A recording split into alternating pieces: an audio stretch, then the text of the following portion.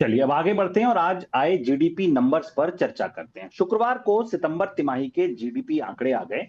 भारत की आर्थिक विकास दर दूसरी तिमाही में 8.2% के पार निकल गई। 8.2% पर रही, 8% के पार निकल गई। सारे अनुमानों को पछाड़ दिया। ये जो आर्थिक विकास दर 8.2% पर पहुंची है, इसमें सबसे ज्यादा जो योगदान रहा वो मैन्युफैक्चरिंग का और सर्विस सेक्टर का रहा। लेकिन तीसरे इंजन जिसको हम कृषि के रूप में जानते हैं, वहां पर ग्रोथ कुछ कमजोर पड़ी है। लास्ट ईयर सेकंड क्वार्टर में 4.1% की जो जीडीपी ग्रोथ थी एग्रीकल्चर की, वो घटकर 3.5% आ गई है। सर, सबसे पहले तो जीडीपी के जो बड़े आंकड़े हैं, हेडलाइंस हैं, वो क्या बता रही हैं, क्या दिखा रही हैं? एक एक करके आंकड़ों को खोलते हैं। बड़े आंकड़े अगर आप देखें जो कि नंबर्स में हैं, जो दूसरी तिमाही का रियल जीडीपी है वो 48.63 लाख करोड़ के आसपास है, जो 44-45 लाख करोड़ था।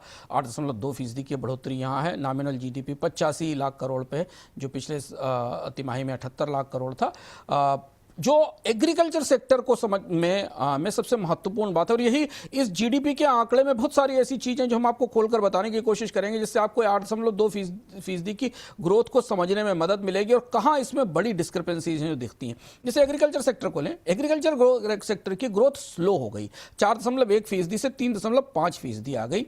जब अनइवन मानसून था, लोअर क्रॉप प्राइसेस थे। लेकिन अगर आप सरकार के ताजे अनुमान देखें तो उनमें रिकॉर्ड अनाज उत्पादन दिखाई दे रहा है।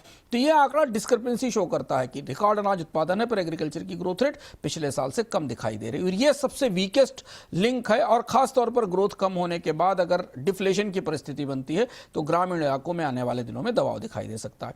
मैन्युफैक्चरिंग, जिसको सरप्राइज बताया गया, उसका आंकड़ा देखिए। मैन्युफैक्चरिंग का जो जीवीए है वो करीब करीब 9.1% बढ़ा, जो कि Q2 में 2.2% था।